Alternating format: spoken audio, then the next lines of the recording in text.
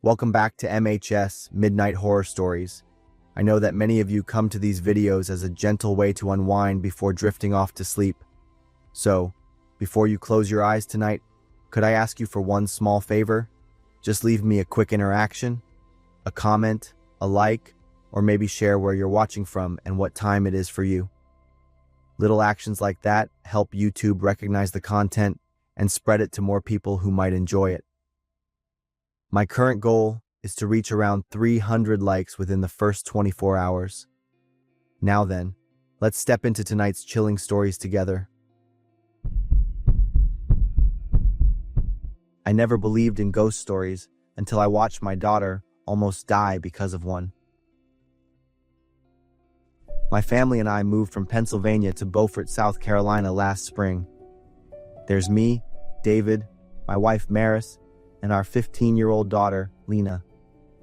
Lena was already quiet, but she became even more withdrawn after leaving her friends back home. Our new house was big. It had a backyard that looked out over the ocean. At first, I thought the move would be a fresh start for us. My new job was going well, and my wife was happy with the house and the peaceful scenery. Everything changed when Lena found the treehouse.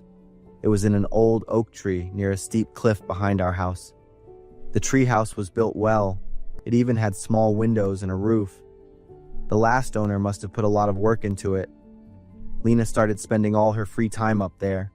She would bring books, her tablet, and snacks. I was happy that she was happy, so I didn't get in the way. But my wife started to worry. She complained when Lena skipped dinner to stay in the treehouse or when she refused to join us for family activities. Lena even asked to sleep there a few nights. She said she wanted to watch the stars and listen to the waves. I thought it was just Lena needing her own space as a teenager, so I let her. Everything seemed normal until Maris started telling me how much Lena had changed. She was getting thinner and her skin was pale. She had dark circles under her eyes. I started paying more attention and realized my wife was right. When I asked Lena if she was okay, she just nodded and looked away. Maris told me she was going to forbid Lena from going to the treehouse anymore. I agreed with my wife, but I wanted to be gentle with Lena so things didn't get too tense. But Lena was stubborn. She kept sneaking up to the treehouse anyway. Eventually, I had to be more firm. I told her she wasn't allowed up there anymore, not until she was healthier. After we banned her, Lena seemed to listen, but she was clearly unhappy. She became even quieter. She often sat by her bedroom window, looking out at the oak tree with a sad look in her eyes. Sometimes I'd catch her crying quietly, but when I asked, she would deny it. The atmosphere in our house became very tense. Maris was so worried she couldn't sleep, and I felt helpless about my daughter's behavior. For the first few days after the ban, Lena wouldn't eat anything. She just sat by the window. Her eyes were fixed on the oak tree in the yard. She would mumble things I couldn't understand. Lena also started screaming in her sleep. My wife and I would run into her room. We would find her shaking all over, drenched in sweat, still yelling without knowing it. One night, I woke up with a feeling of unease. I thought of Lena, so I went to her room to check on her. When I walked in, I froze. Lena was standing at the window. Her eyes were wide and empty. Her hands were waving toward the oak tree. No one was out there, but her hands kept waving. My wife and I took Lena to the doctor. She was given medication, but it didn't help. We took turns sleeping in her room to watch her. Over the next few nights, Lena started scratching at her door. The sound of her nails on the wood was creepy. The worst part was Lena's hands. Her nails were broken and bleeding, but she didn't seem to feel any pain. The treehouse had a hold on my daughter. It pushed our whole family into a fear we couldn't explain. The fateful night happened around 1 a.m. I was woken up by the sound of a door opening. I looked at Lena's bed, but she wasn't there. I crept out into the hallway and saw Lena going down the stairs. Her eyes were closed. Her hands were stretched out in front of her. She was sleepwalking. I'd heard about this before, but this was the first time I had seen it. I noticed something strange about how she moved. She moved with a very certain and confident purpose. I followed her quietly. She opened the back door and walked into the yard. Lena walked right past the treehouse without stopping. She kept going toward the cliff. When I realized where she was heading, a feeling of horror took over me. Without thinking, I ran forward. I grabbed her hand tightly and pulled her back with all my strength. Lena woke up. Her eyes opened wide. She looked at me without any feeling. I heard Maris scream from inside the house. My wife ran out and hugged both of us. We sat like that, the three of us, in the middle of the night, only half a yard away from the edge of the cliff. No one slept that night. We took Lena back to her room. My wife and I sat on either side of her bed. Maris held her hand and didn't let go for a second. The next morning, I decided to cut down the oak tree and tear down the treehouse. I believed it was linked to Lena's strange behavior, and that was the only way to deal with it. While Maris took Lena out, I called some workers to start the job. As we sawed through the trunk of the oak tree, the saw made a strange sound, as if the inside was hollow. We stopped and checked. The trunk was hollow just as I thought, but what we found was horrifying. Inside the hollow space was a dry human skeleton. I called the police right away. The police arrived and started their investigation. The area around the oak tree was closed off. We were worried about how Lena would react, but to our surprise, she didn't show any emotion. After the tree was cut down, Lena seemed to get better, but I would often see her at the old tree stump, writing in a small diary. I was curious about what she wrote, but I didn't want to invade her privacy.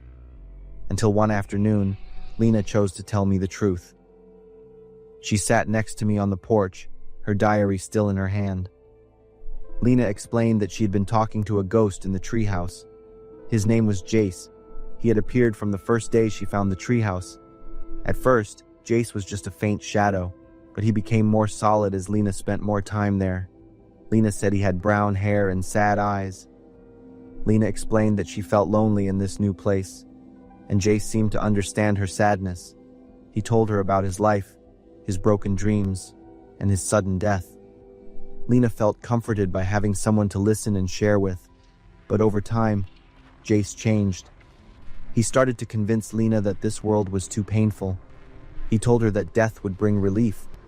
He promised to wait for her on the other side, a place with no more sadness or loneliness. Jace slowly took control of my daughter's thoughts. He made her believe that jumping off the cliff would take her to him in a better world. Lena told me that night when she was sleepwalking, she really thought she was going to meet Jace. I hugged her tightly.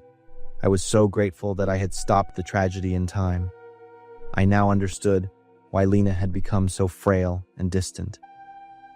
A week later, DNA results confirmed that the remains were Jace, a 20-year-old man who had gone missing 3 years earlier. His cause of death was murder. The killer had hidden his body inside the hollow oak tree. The police are still investigating the case. We moved away from Beaufort after that. Lena has slowly gotten better, but she still needs to see a therapist regularly to deal with the trauma. I have never told anyone about the ghost story. Maybe no one would believe me. But for me, that experience taught me a lesson about paying more attention to our kids. Sometimes, loneliness can lead to unexpected consequences. I still shiver when I think back to that camping trip in Montana. A freezing feeling runs down my spine every time I remember what happened in that dark forest, where the shadows seem to swallow everything. My name is Jake, and this story starts when I, along with my two best friends, Knox and Reed, decided to keep our annual camping tradition. This time, we chose the Bear Creek Trail in Glacier National Park, western Montana. It took us almost 5 hours of driving, and we arrived at the national park in the afternoon. The trail led us deep into the forest, with towering old-growth trees blocking the sunlight, creating long, deep shadows on the damp ground. We set up camp next to a small stream. I chose a single-person tent, while Knox and Reed shared a bigger one. The first night passed peacefully. We built a campfire, grilled some steak, and reminisced about our old trips. When our eyes felt heavy and it got late, we went back to our tents, tired but satisfied, and quickly fell asleep. The second night, the atmosphere started to change. After dinner, we put out the campfire and went back to our tents. But gradually, a feeling of unease crept into my mind. The forest wasn't as quiet as the first night. There were soft rustling sounds from dry leaves, as if someone was moving slowly. Then, a weak voice, sounding like that of an elderly woman, echoed from a distance. It was mumbling unclear words. I tried to convince myself it was just the wind or an animal, but my heart started pounding, a vague fear making my scalp tingle. I lay still, breathing deeply to calm myself, but the voice gradually grew louder, clearer, as if the source was moving closer to our campsite. Now the voice was very close, repeatedly saying hello, with a drawn-out, shaky tone, making the surrounding air feel heavy. But somehow, the voice no longer sounded like an old woman.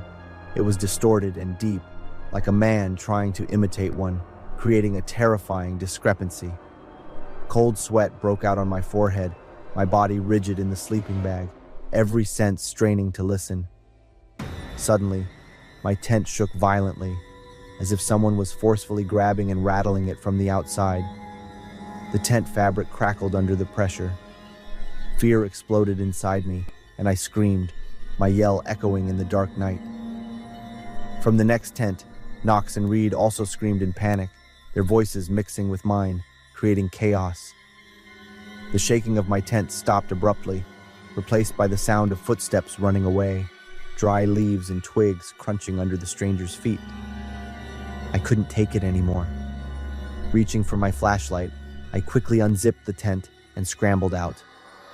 I ran to Knox and Reed's tent, unzipped it, and climbed inside, finding my two friends huddled together, my flashlight clearly illuminating their pale faces. "Did you guys see anything?" I gasped. "Whatever it was strong with that shake," Knox replied incoherently, and Reed couldn't speak at all. Our shared fear made us clutch each other tightly. We tried calling the police dozens of times, but the cell signal was too weak to connect. We took turns keeping watch and decided to wait until morning to leave. Reed's pocket knife was the only weapon we had. I sat with my back against the tent wall, listening to every tiny sound from the forest, imagining eyes watching us from the darkness. Time passed slowly. Exhaustion and tension gradually defeated us. Reed and Knox dozed off despite trying to stay awake, and I also fell asleep without realizing it. When dawn broke, we woke up in a panic, realizing we had been fast asleep for hours without knowing. Without hesitation, we quickly packed our gear and ran down the trail toward the car. On the drive home, through the winding mountain passes, the air in the car was heavy. Knox started looking through the photos on his camera to relieve the stress, but then he suddenly stopped, his face white. He showed us the last 3 photos. He hadn't taken them. The first 2 were pictures of the campsite in the dark, shot from a distance, as if the stranger was standing quietly on the edge, watching us through the night. The third picture chilled me to the bone, a photo taken inside the tent, where all 3 of us were sound asleep, our faces motionless under the faint flashlight beam. The thought that someone had snuck in, stood right next to us, held the camera, and recorded that moment made my stomach turn. Although nothing was stolen or directly attacked, that experience etched a terrible dread into my mind. We came up with a bunch of theories. Maybe it was a malicious prank by a fellow hiker, or perhaps some sort of mysterious reclusive tribe living deep in the woods. But if the second theory was true, where did those last 3 photos come from? Even more ridiculous was the idea that one of us was so scared we sleepwalked and took those pictures ourselves. But if so, who made the footsteps, the screaming, and the tent shaking happen? We didn't call the police because we didn't know how to explain it without sounding delusional, and we didn't want to go back there. We viewed it as a creepy memory, a lesson in caution in the wilderness. Above all, we truly appreciated our friendship and the peace we had after everything that happened.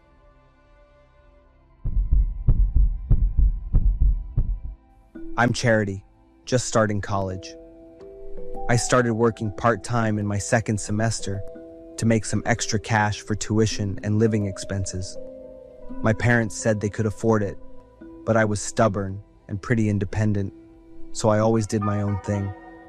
My first job was working as a sales clerk at Target. I was excited when I got the job, but that excitement didn't last long when I saw the schedule. I had to work 2 night shifts a week. Since the store had to handle a ton of holiday shoppers, it was pretty much open 24/7. I wasn't a fan of the whole night shift thing at all. The quiet and darkness always freaked me out a bit, but I told myself I needed the money, and it was a chance to get used to adulting. On my first night working the night shift, I went to the store feeling both excited and nervous. The store at night felt totally different from during the day. The shelves were all neat, and the soft yellow lights from the ceiling were spread out, but the silence made it feel like everything was frozen. I started my shift like usual, fixing things customers left in the wrong spot, cleaning the shelves, and checking the stock. Everything was going pretty smoothly, nothing too crazy. Time dragged on, and by the time it hit midnight, I was starting to feel worn out. Leaning on the cashier counter, I tried not to let my eyes shut. It was way too quiet, just the hum of the AC and a few customers strolling by. Out of nowhere, a guy walked up. He was wearing a white shirt, pants, and had his hair all neat and combed. He looked really put together, but his intense stare and serious face kind of made me feel uneasy. He introduced himself as the store manager and told me to head to the back to organize the stock. I hesitated since it was my first time meeting him, but his serious look made me too nervous to say no. I nodded and quickly headed to the warehouse like he asked. On my way, I ran into another guy coming toward me. He was in a store uniform and gave me a curious look. I told him what the manager asked me to do. His face totally changed in an instant. He took off the name tag around his neck, showing he was actually the real manager of the store. A chill ran down my spine. Who was that guy? The manager told me to turn around and point out the other guy. As soon as we stepped into the main hall, the light suddenly went out. The whole store was swallowed up by darkness. In a split second, the quiet place turned into chaos. Customers were whispering, some were yelling, and it felt like pure panic. I just stood there in the dark, my heart racing, not sure what to do next. Then, there was a loud bang, a gunshot. I crouched down, my body shaking. I ducked low, trying to find somewhere to hide. My hand brushed against a shelf, so I crawled between the boxes and tried to stay quiet. In the dark, I could hear footsteps running, echoing all around. The screams, the sound of stuff crashing, and the brutal gunshots kept going, totally freaking me out. Sweat was dripping down my forehead and back, but I didn't dare move too much. My hands were shaking as I pulled out my phone. While trying to dial 911, I had to use both hands to keep the phone from slipping out of my grip. My voice was shaking, and I kept stumbling over my words as I explained what was going on. About 10 minutes later, I heard police sirens outside the store. The flashing red and blue lights peeked through the gaps in the shelves, giving me a bit of hope. But I still didn't dare move. I just had to sit there and wait. The police loudspeaker blared, telling everyone to stay calm and not move. I could hear their footsteps, their orders, and they started clearing each area. After about an hour, things started to calm down. I stepped out of my hiding spot, my legs shaking and my mind racing with fear. The police led the staff and customers out one by one. I found out that a group of young guys had planned to rob the store. The guy in the white shirt was their distraction, making it easy for them to carry out their plan. They used the darkness to grab phones, wallets, and valuables from customers. A few security guards got hurt trying to stop them, but luckily, no one died. 2 days later, the police caught the group of guys with help from security cameras and witness statements. I felt relieved that it was all over, but every time I closed my eyes, I could still hear gunshots, screams, and feel the darkness closing in on me. I was so shaken up that I couldn't go to the store or any crowded places to shop for years after that. It was a night I never wanted to go through again. Who would have thought my first shift would turn into such a nightmare?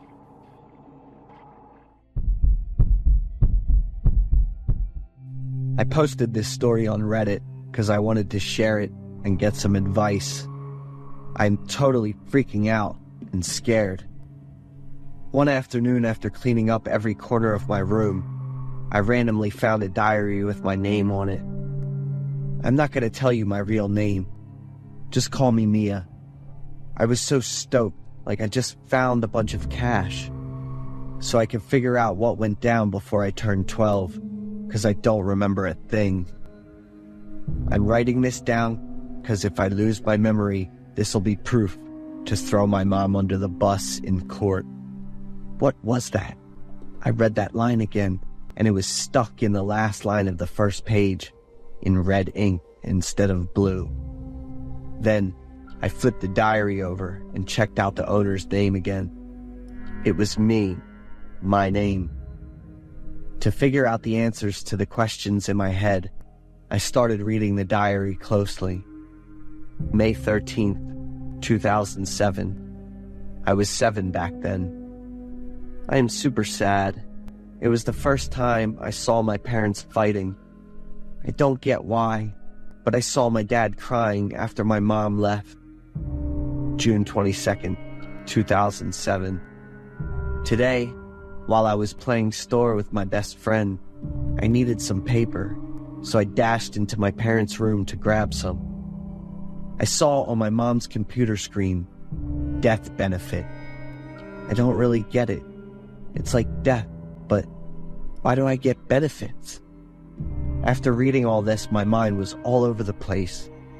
July 18th, 2007. Dad hasn't been home for 2 days, and I miss him so much that I called him up. Dad promised to get me a princess doll when he gets back, and I can't wait.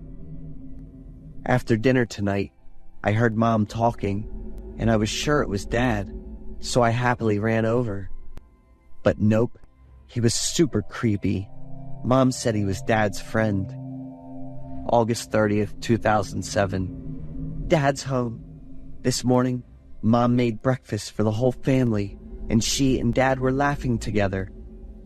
I saw Mom make 3 plates of food. Then she added spices to one, but not the other 2. Dad probably likes his food spicy. September 2nd, 2007. Dad passed away. I miss him so much. I cried when I read this. I didn't have any memories of Dad, but now it's different. I looked up at the bookshelf, grabbed all the dolls off it, and hugged them tight to my chest. There's gotta be at least one of them that Dad gave me, or maybe all of them. September 25th, 2007. Since Dad passed away, that man Mom said was Dad's friend has been coming around a lot more, and I really don't like him. Today, I even heard Mom and him talking about taking me to the doctor. I'm in good shape, right? That was the last day I wrote in this diary. I guess I got taken to the doctor, and all my memories from before I turned 12 were taken away by him. I grew up knowing barely anything about my dad passing away. I lived with my mom and stepdad. I don't know if it was really my mom anymore, or if it was the devil inside her. Writing this on Reddit, I cried a ton, not knowing how to deal with everything. Looks like the next one in Mom and stepfather's plan is Grandma, and then it's me. I guess I got some serious insurance. I wonder if that's enough to make Mom happy. She took care of me for a long time. I gotta get Grandma away from these evil people. Even though I thought about calling the police, like, Calling the police on my own mom. I just can't do it. Updating the comments, I saw someone gave me an advice. You should totally take Grandma away tonight, Bethany. Head to the police station and report what happened. I was super scared, so I was at Grandma's house, locking all the doors. I thought I got caught. That person knew my real name, and I never told anyone. It seemed like Mom. My mom sent a bunch of missed calls and messages for 3 hours asking where I was. I didn't dare to answer or pick up the phone. I was scared, so I hugged my grandma tight and cried a lot. She was old and weak, just could only get around in a wheelchair. Maybe my mom lured me and my grandma out at night to easily take us out.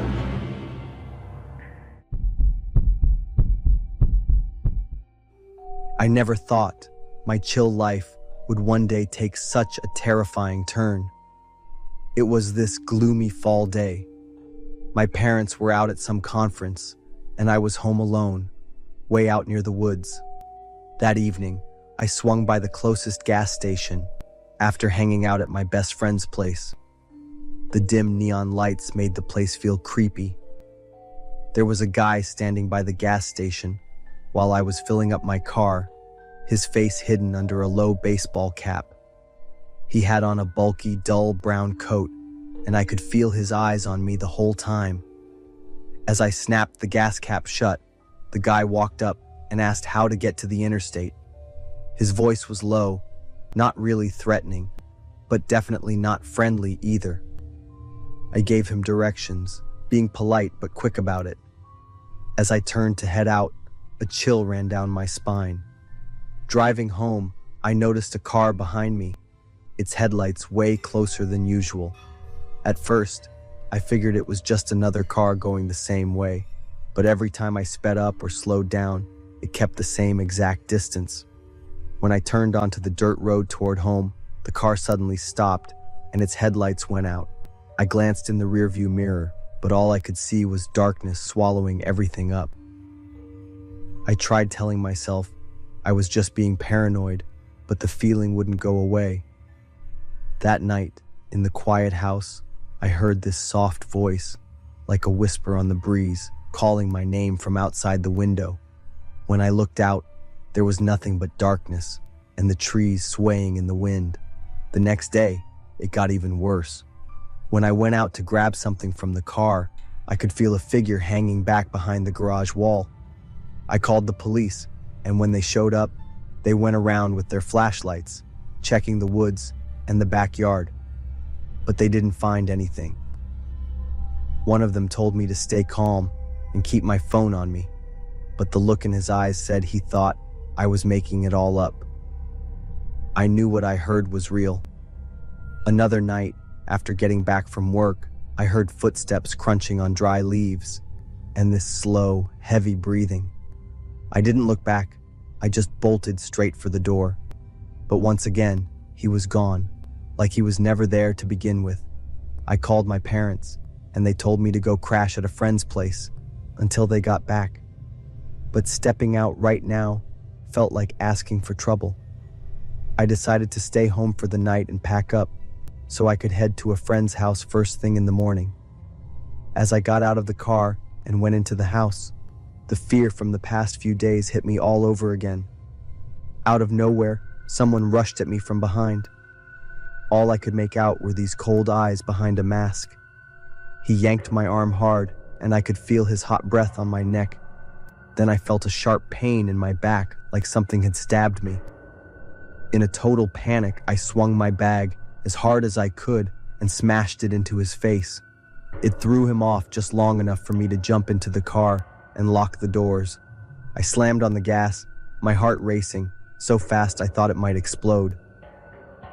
When I got to my friend's place, I called the police, and they showed up about 10 minutes later at both spots, my house and my friend's.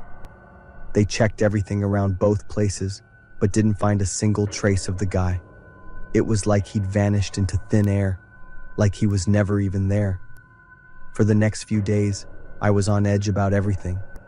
Every tiny noise made me jump. What kept me up at night, what wouldn't let me relax, was the one question I couldn't answer. Who was he, and why did he come after me? The fear and the constant feeling of being watched were, like a heavy weight I couldn't shake, in the days that followed. The police still didn't find a single trace of the guy, and all they could say was that maybe I imagined it all because of stress. But I knew what happened was real. I kept hoping my parents would get back soon so I could stop living like this.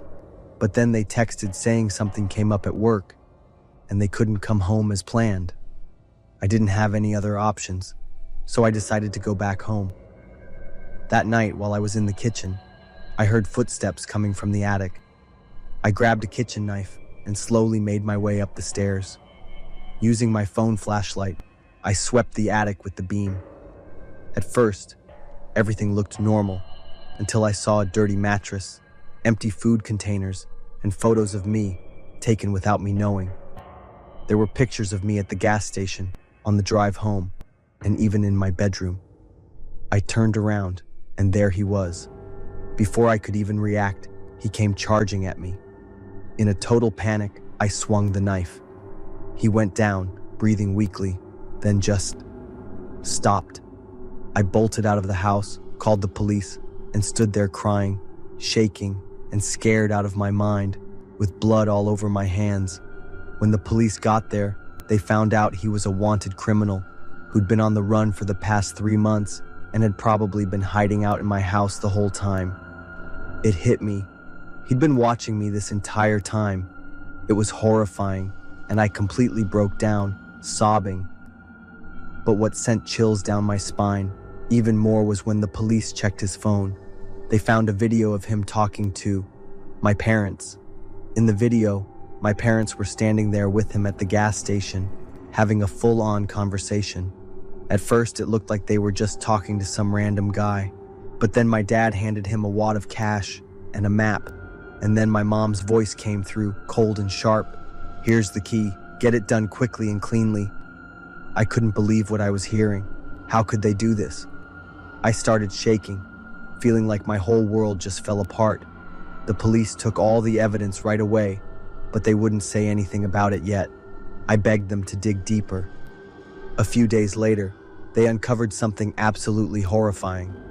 My parents were drowning in debt. The guy they hired wasn't just some random criminal. He was a pro, a hitman who'd done cleanup jobs for cash. I wasn't just a random target. He came after me because I was their daughter. It felt like my parents saw me as nothing but a burden, and the life insurance money from me was their way out of debt. That truth cut deeper than anything. The people I trusted and loved the most had turned me into prey. The police started digging deeper into the case, but my parents were gone, just disappeared without a trace. I was left alone with an empty house and the kind of nightmare that sticks with me forever. When it all came out, it shattered me. It felt like every piece of my broken heart was slicing into my soul, leaving a pain I couldn't shake. I used to believe that no matter what, even if the whole world turned its back on me, my parents would always be my safe place. But they were the ones who threw me into hell. I kept asking myself, how could the people who gave me life be so heartless? I packed up whatever I could and walked away from that house, from my past. But the fear didn't go anywhere. Even in the middle of a crowded street in a city where nobody knows me, I still feel it. That invisible gaze, like someone is watching me, making every breath catch in my throat. Every night, I push a chair against the door and keep a knife under my pillow. I don't sleep to rest, I sleep to survive, stuck in a nightmare that never lets go.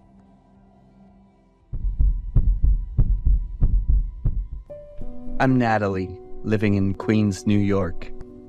I've been orphaned since childhood, living with my grandmother and aunt. They're the only family I've known. Since elementary school, I've been close friends with Laura, who lives just a block away from me.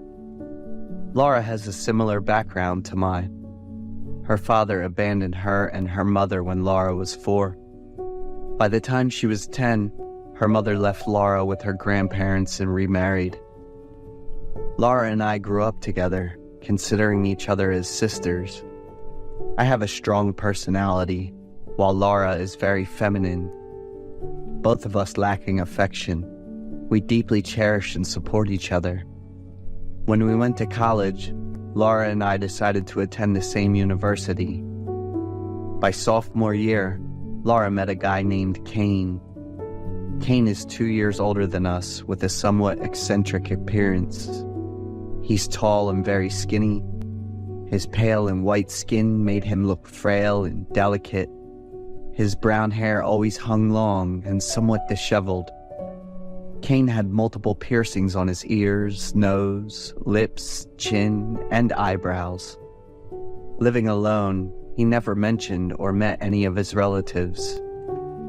Kane and Laura quickly fell in love after just 1 month of knowing each other. When Laura told me she had accepted Kane's confession of love, I was genuinely surprised and somewhat disappointed. I didn't like Kane. For some reason, I just didn't feel fond of him. Many times I caught his eerie and intimidating gaze towards Laura, but I had no right to interfere in her personal life.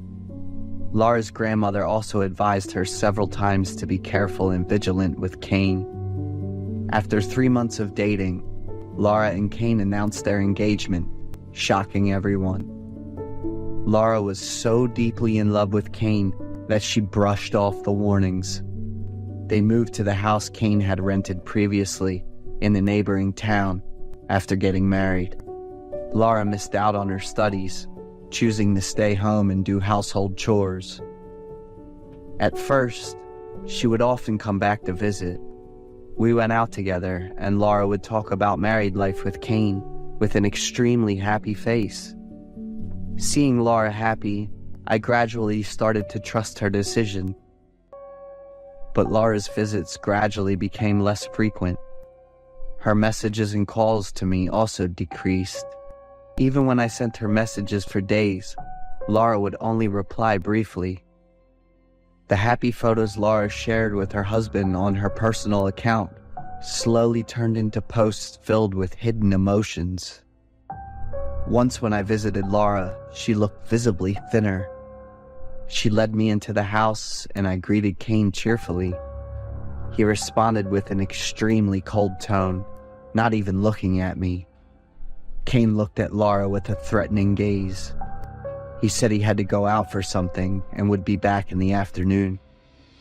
As soon as Kane left, Laura burst into tears when I asked how she was doing. She cried a lot for a long time. I hugged Laura, trying to comfort her. Although Laura didn't share anything, I knew she wasn't happy. In the following weeks, Laura kept posting images of herself on her social media. In these photos, Laura's facial features appeared familiar yet strangely different. Her eyes seemed soulless, gazing into an undefined space.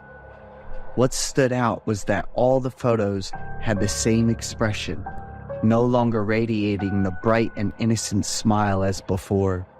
Through these images, I noticed Laura become increasingly unfamiliar. I also noticed that the tattoo on her neck had disappeared. I wondered if that was really Laura. One evening, around 11 o'clock, I received a phone call.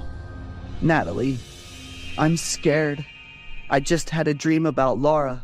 She said she was having trouble breathing. Her face was distorted, limbs broken. I couldn't reach Laura anymore." Laura's grandmother cried and begged me to find Laura. I immediately tried to contact her, but also couldn't reach her. With a sense that something terrible had happened, I immediately reported to the local police in the town where Laura and Kane lived. When the police arrived at the house, both Laura and Kane were missing. The house was empty, devoid of any belongings. In the bedroom, they found a sex doll sitting on the bed.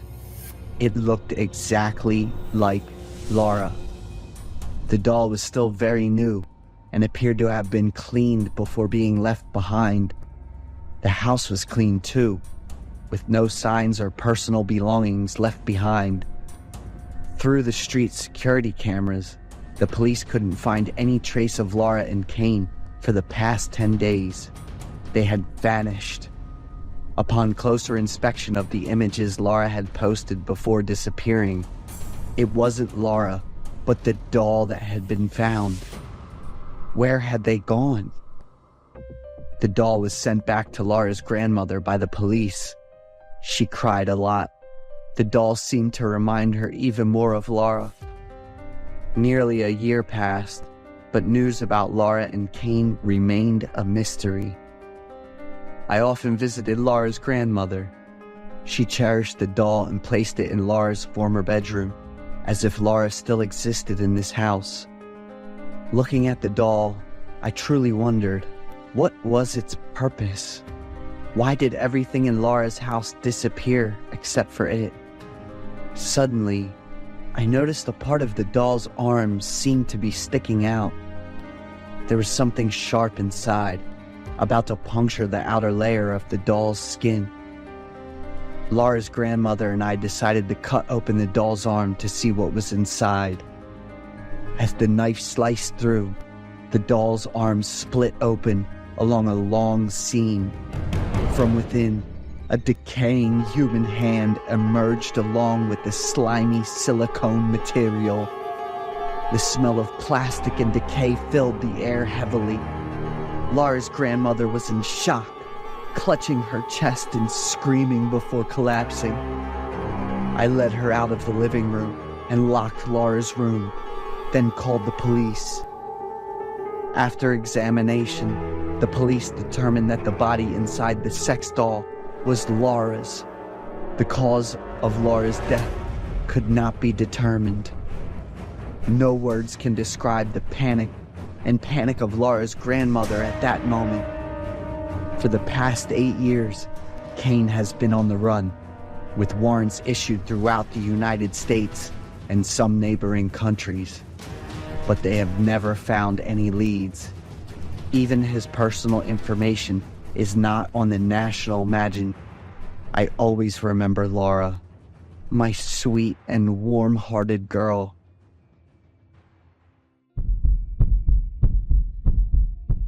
Ryan and I have been close friends ever since I was 7. We used to be neighbors, and we were very mischievous. When Ryan and I were 16, our appearances were truly strange. I had piercings in any spot I could, wore bright neon colors, and had long hair that covered most of my face. Ryan, on the other hand, preferred a rather slick look, having all his hair and eyebrows shaved, and wearing tight-fitting clothes. At the age when many psychological changes occur, we became even more disliked in the eyes of everyone in the neighborhood. Not a single family was unaware of our bad reputation, nor any of them had ever escaped our bizarre pranks. However, we would only take things as far as playful teasing, with no intention of hurting others or engaging in criminal activities. Let's see what game we'll play today. According to the list, which house should we go to? I discussed with Ryan. The house at the end of the street just had new people move in, Ryan said. Is it that abandoned house? I asked, surprised. Let's go check it out. We were both really excited. The abandoned house at the end of the street was forgotten, but Ryan and I loved it. We even called it our secret base. It was true that someone had moved in because the front door had been replaced, and the surrounding area had been tidied up. Ryan and I approached and knocked on the door after curiously surveying the house. The door slowly opened, and a woman appeared. She had pale skin, sunken eyes, and a completely expressionless face. I guessed she must be in her 60s. Hello, ma'am. We live in this neighborhood too. You just moved in, right? I confidently greeted her. What is it? Her voice was so cold that I shivered, and there was a very unpleasant smell. I was stunned, staring at her face until Ryan nudged my arm gently. We have a small gift to welcome you," I said, presenting a small box. The woman stared at it for a moment before taking it, and the unpleasant smell returned as she said thank you. Ryan tugged at my shirt, and we quickly left. We peeked outside the gate to watch the woman's reaction to the gift we had given her. She opened the box, and a toad jumped out, but contrary to our expectations, she remained completely calm. "What? Is this the first time we failed?" Ryan exclaimed, surprised. "Did you smell that really awful odor earlier?" I asked Ryan, who looked at me puzzled. Ryan and I turned our gaze back to the woman. Both of us froze as we watched her stuff the creature into her mouth and chew ravenously. "Elton, did you see that?" Ryan's voice trembled. I didn't answer. We could both clearly see the frog's hind legs still swaying in rhythm with her chewing. I pulled Ryan away, both of us silent with our own thoughts. Eventually, we agreed to keep observing that woman. The next day, after school, we watched her again, but from a different angle. It seemed like she lived alone. After a while without seeing her, we were about to leave when we heard a noise. The woman had returned. It turned out she hadn't been home all this time. She was carrying a large sack, but she was surprisingly agile, which is unusual for someone as old as her. Whatever was inside the sack seemed to be moving. However, it didn't seem to interfere with the way she swiftly dazzled between places. "Neither of us would be able to move it, Elton," Ryan whispered. "I've told you before, she's all but normal," I muttered. But the surprises just didn't stop there. The woman went toward the backyard of the house, pulling out a healthy, living chicken from the bag. Ryan and I both understood that the bag was filled with chickens, and there must be dozens of them inside. The chicken struggled violently, flapping its wings wildly, its beak screaming in fear. The woman, without a moment's hesitation, gripped the chicken tightly with both hands, and suddenly bit down deeply into its neck. The sound of flesh being torn apart rang out. Hot red blood splashed out, flowing down her face and hands. The woman's mouth was full of blood, red patches of raw flesh between her teeth. She chewed voraciously, the wet crunching sound echoing in the still air. The chicken was still alive, writhing in pain, its eyes wide with panic as life slowly drained from its body. Ryan's lips trembled slightly. He seemed desperate to say something, but couldn't get the words out. I swallowed hard. My tongue stuck to the roof of my mouth, my hands gripping Ryan's so tightly that my knuckles turned white. Cold sweat rolled down my forehead, each drop falling onto my face, merging with the thick, suffocating atmosphere of fear. We wanted to look away, but we couldn't. Our eyes were glued to the scene of the crazed woman, ravenously gnawing at the chunks of the chicken, while our bodies trembled, on the verge of collapsing under the weight of the horror overwhelming us. Ryan's backpack dropped to the ground, cutting through the eerie atmosphere like a knife. The woman turned towards us, her gaze like a jolt to the brain, snapping us back to reality. Ryan and I ran without pausing to grab our backpacks, our hands tightly clasped together. When we got to Ryan's house, his parents saw our frantic state and thought we had just gotten into trouble again. Both of us hurriedly recounted the incident, but all we got in return were annoyed expressions from Ryan's parents. We stormed back into Ryan's room. "Are you saying we should go back to that creepy woman's place?" Ryan exclaimed when he heard me mention wanting to figure things out. "Your backpack is still there," Ryan, helpless against my convincing reasoning. That evening, we arranged to conduct our investigation after dinner. Ryan's backpack was still there. There was a faint sound of crying, but loud enough for me and Ryan to hear. We exchanged glances, searching for the source of the sound. From inside the house, The woman emerged, still carrying a large sack over her shoulder. She set it down in the yard, slowly removing the outer layer to reveal a trembling little boy around 5 or 6 years old. Immediately, I grabbed Ryan, holding him tightly with one hand while covering his mouth with the other. With a sudden motion, she grabbed the child's wrist and yanked him toward herself. The baby screamed in fear, but the scream was quickly muffled as her bony hand tightened. Her fingers dug into the child's skin. She leaned close to the baby's face, smelling the scent of the soft skin, her eyes sparkling with madness. "Fresh meat," she muttered like an evil curse, her voice mixed with crazy laughter of someone who had completely lost their reason. Her hands clawed and her mouth opened wide as if preparing to tear the baby apart. Ryan and I shouted loudly, rushing to pull the baby out of that crazy woman's clutches. The brawl quickly got everyone's attention. They quickly arrived and called the police. The woman tried to run away but was stopped. She emitted a smell that made everyone hold their breath. The police showed up to control the woman. Inside her house, countless pieces of bones, meat, and other animals were found trapped and rotting. She was taken to a mental hospital after the police and doctors concluded that she had a mental illness due to living in isolation for a long time. No information or identification documents of hers were found. After only 2 weeks, she escaped from the hospital and disappeared. Although the police's conclusion was due to illness and circumstances, I thought that woman was like the reincarnation of Satan.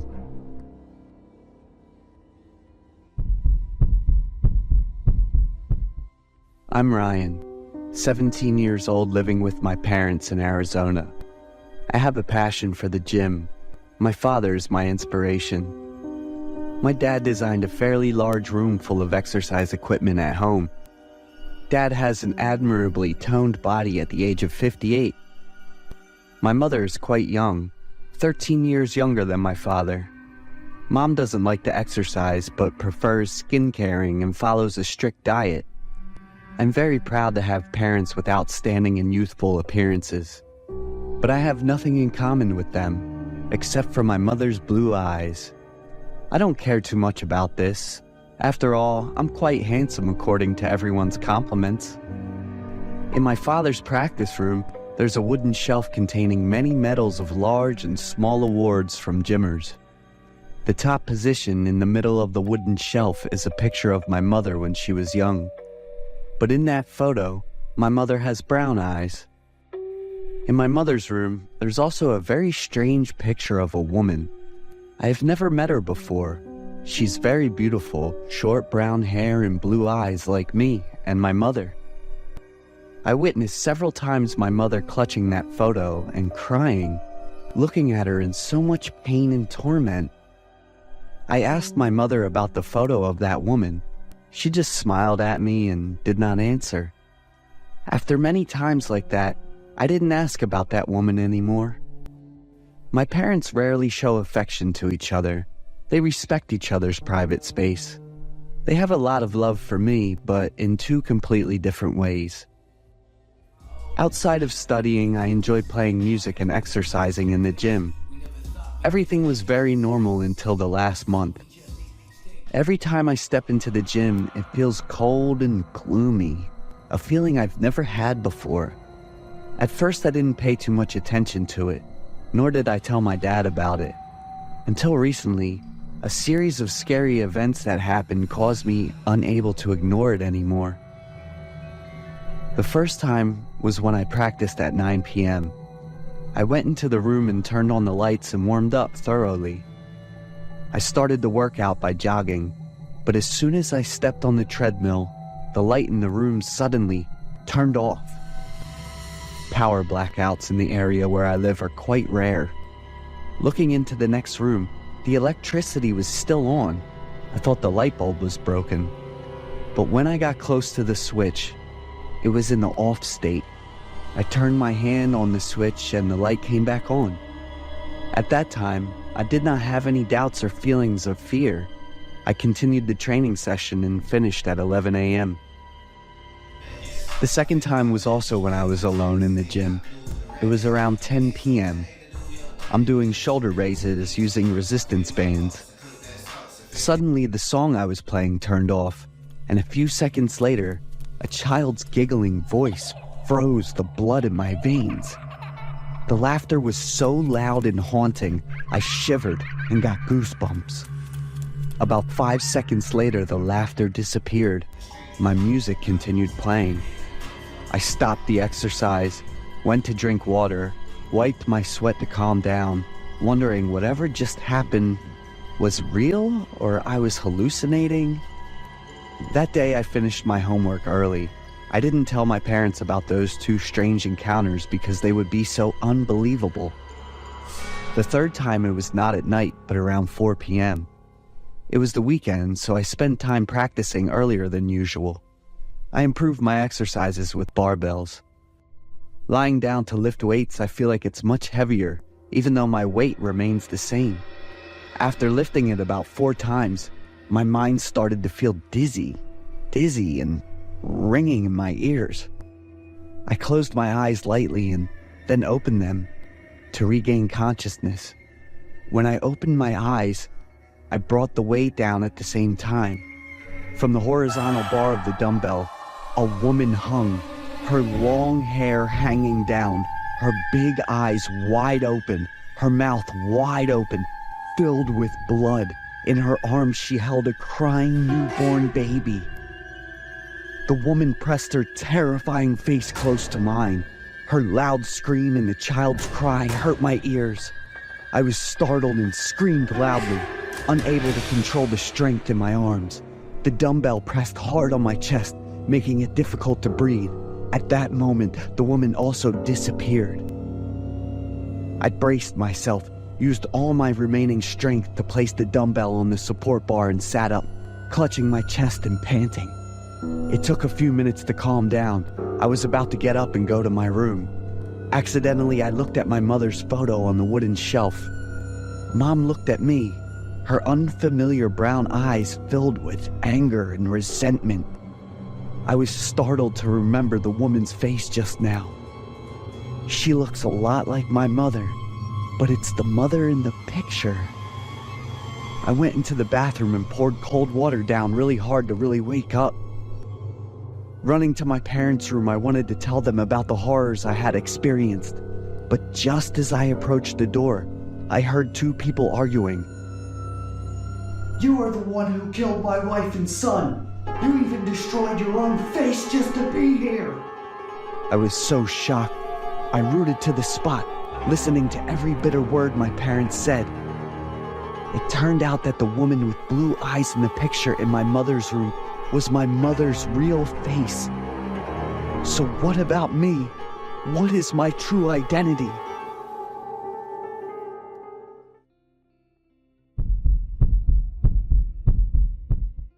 There are experiences that you think only happen in horror movies, but I lived through a night that I will never forget, and that's why I want to share it with you. A midnight road trip across state lines, just me in the darkness, and then the horror began. It was around 3 a.m. The highway stretched out before me, completely deserted, with not a soul in sight. The sky was pitch black, with only the faint light from the street lamps shining down. The feeling of loneliness was palpable, as if the whole world had fallen asleep, and I was the only one left battling the silence. As the clock inched closer to 4 a.m., I began to feel hungry. My stomach reminded me that it was time to refuel. The red lights of a Wendy's sign appeared in my sight, and I felt a sense of relief at seeing a bit of light in the thick darkness of the night. I decided to turn in there to find something to fill my growling, hungry stomach. Wendy's at 4 in the morning has a different atmosphere, unlike any time I've been there before. The red neon light emitted from the sign flickered weakly, casting strange shadows on the ground. The surrounding space was eerily silent, with only the sound of the wind whistling through the cracks in the door. I got out of the car. and a chilling feeling began to crawl down my spine. The glass door of Wendy's reflected my shadow as I walked closer. I opened the door, and the chime announcing a customer echoed, a piercing sound in the quiet space, startling me. But the strangest thing was, there was no one there. No staff were at the counter, and the ceiling fan creaked on the ceiling like the soundtrack of a horror scene. The light from the fluorescent bulbs on the ceiling flickered, creating patches of light and shadow, as if trying to tell me that something was wrong here. The air in the restaurant was cold and desolate, the musty smell mixed with the scent of grease, making me feel uncomfortable. I decided to leave, trying a little longer to find another restaurant. But just as I was leaving the parking lot, not far ahead, a man appeared right in front of my car. He motioned for me to stop, his face looking worried. At first, I intended to ignore him, but after a moment of hesitation, I decided to stop the car. The man continued gesturing for me to roll down the window. I complied, but only a little, enough to hear what he had to say. The man begged me for help. He needed to charge his battery because his car wouldn't start. I thought about refusing, especially in such a scary setting at that moment. But then, I believed in the law of karma, and if I were in his position, it would be truly desperate not to receive help. There could be many different reasons why someone might be alone in the dark of the night. Isn't it true that I'm also driving across states at 4 a.m? He was overjoyed when I agreed to help, constantly thanking me and pointing toward his car. Why was it parked at the edge of the forest instead of in a more spacious area? I had those doubts, but I still followed through with my decision, maneuvering my car so that the front of my car was close to the front of his. I turned on the flashlight on my phone and connected the batteries of the two cars together. Suddenly, 2 other cars rushed toward me, their headlights blindingly shining directly into my face. The 2 cars blocked the rear of my car, and from the darkness, 2 other men stepped out. The headlights illuminated their faces, cold, piercing eyes, expressionless faces, and gazes that seemed to be directed straight at me. All my instincts immediately went on alert. I briefly saw a flash of light reflecting off one of the men's hands. It was a long knife with a gleaming blade. The other man was equally frightening.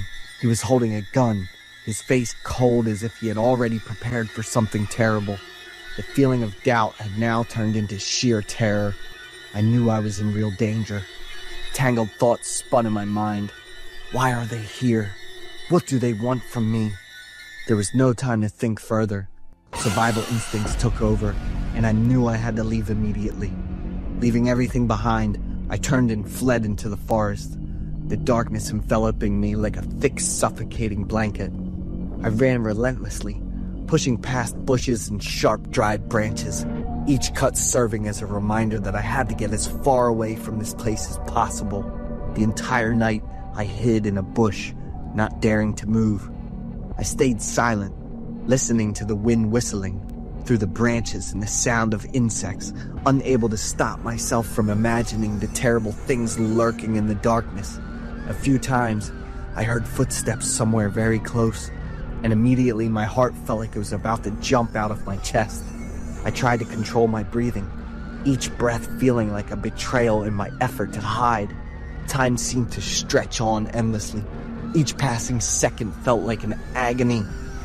But finally, the light of dawn began to filter through the canopy of leaves.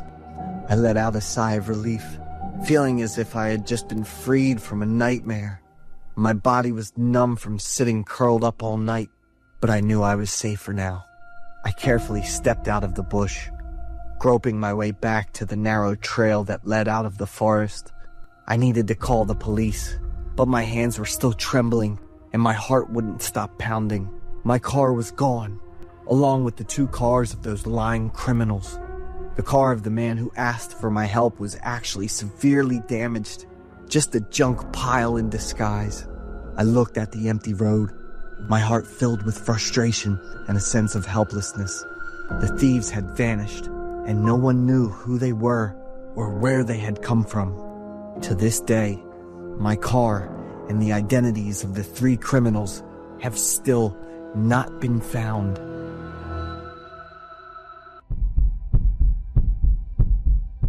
I'm Christy, living in Fresno, California. I'm not even sure if this is my real name, and I can't remember exactly how old I am. One day, I woke up and felt achy all over, unable to move. My head was strapped down, and my mouth had some kind of tube in it. In my view, a man appeared, looking thrilled as he stared at me and shouted loudly. Then a doctor and a nurse came in and shone a flashlight in my eyes. About a week later, I was feeling a lot better. I could sit up, eat on my own, and chat. That man was always around, taking great care of me. I'm Jeff, your boyfriend. We've been together for 4 years, and we're going to get married. I didn't have any memories, and my head would hurt every time I tried to remember something. Jeff hugged me and started crying. Thank God you're still here. When I asked Jeff what had happened, he thought for a moment and said I'd been in a car accident. I asked a few more questions about my past, but Jeff didn't answer. I could feel Jeff's love because his heart was pounding hard while he held me. Your name is Christy. Jeff handed me my ID and said, Christy Garcia, that's your name. My health improved, and after more than a month, the doctor let me go home. Jeff said he'd take me home, but it was a long drive. I ended up sitting in the car for over 5 hours. When I asked Jeff, he said the local hospital didn't have all the equipment needed, so he took me to a farther location for treatment. We stopped at a small house at the end of the street. Jeff said this was where we used to live. When I walked in, I could smell the fresh paint, and everything in the house still felt new.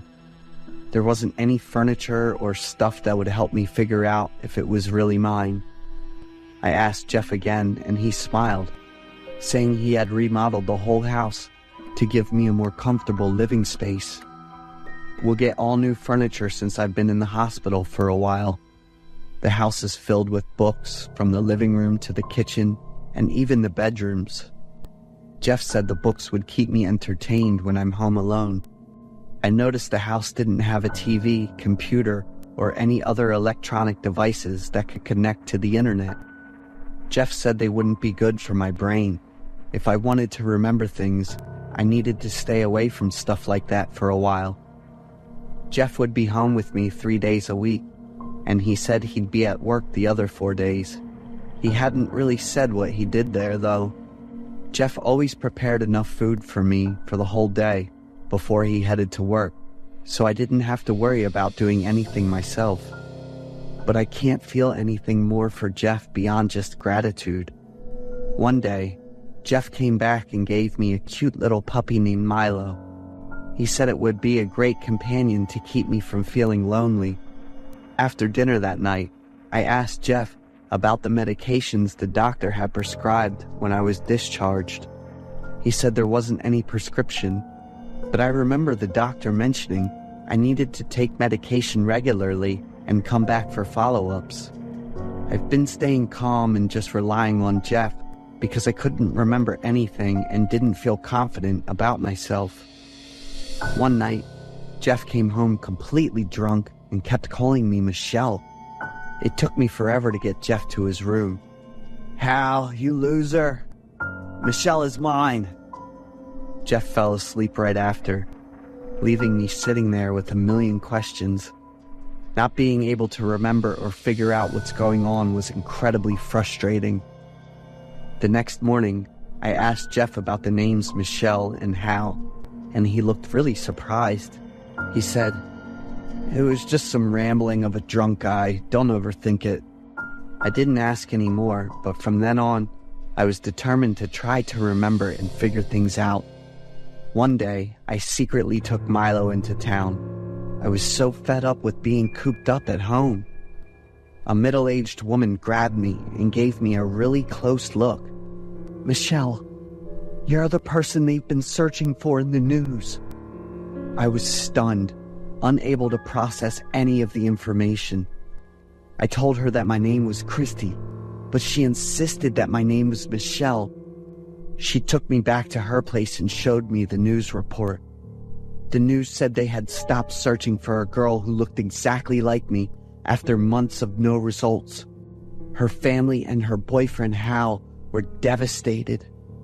I stared at the news and the faces of everyone on it. Startled, I quickly wrote down my address on a piece of paper and handed it to the woman. I picked up Milo and tried to run as fast as I could. Just as I got home and was still trying to catch my breath, the sound of Jeff's car braking made me jump. He rushed over, grabbed my shoulders tightly, and shouted at me, "Where have you been to?" I was terrified because I'd never seen Jeff act like that before. "That woman, what did she say?" Jeff kept shouting, gripping my shoulders tighter and painfully. "Why do you know?" My question made Jeff's face go completely slack. Instead of answering me, he kept repeating my question over and over. I started bombarding Jeff with questions. Jeff's eyes were bloodshot, and his neck and face were all veins. He slapped me hard on my face. My brain told my body to run, but I was too weak. I was quickly caught by Jeff. I could still hear the woman's voice from earlier. "This house." The police burst in and restrained Jeff when they saw him using violence against me. Both Jeff and I were taken to the police station. That evening, a man named Hal and a woman who claimed to be my mother showed up. They hugged me and cried a lot, even though I couldn't remember them. I felt safe and trusted them. Jeff was my ex-boyfriend. We broke up over a year ago before Hal and I got together. Jeff had kidnapped and attacked me. After that, he took me to the hospital and made all the arrangements when he found out I had lost my memory. On Milo's collar was a tiny camera, which Jeff used to keep tabs on me whenever he was out. In Jeff's car, the police found the prescription meds that the doctor had given me, along with the body of a man that was decomposing in the trunk. Jeff admitted that he caused the accident that night while he was drunk and had planned to get rid of the body, but didn't get around to it. Jeff's got to face the consequences for everything he's done. He'll get psychological treatment and then spend the rest of his life in prison. I'm finally free from the nightmare, living a peaceful life now, and working hard on getting my memory back.